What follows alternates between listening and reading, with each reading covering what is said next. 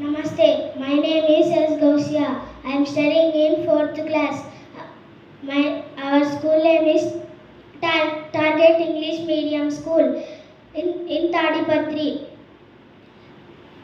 Our project name is National Emblem. This is our national emblem. It has been taken from Ashoka Pillar at Charnak. It has 4 lions standing back to back facing the 4 directions. Here only 3 lions are visible, the fourth being hidden from view. In the center the wheel appears called Ashoka Chakra. A bull on the right side represents hard work. A horse on the left side represents loyalty, speed and energy. Here the motto Satyameva Jayate is inscribed.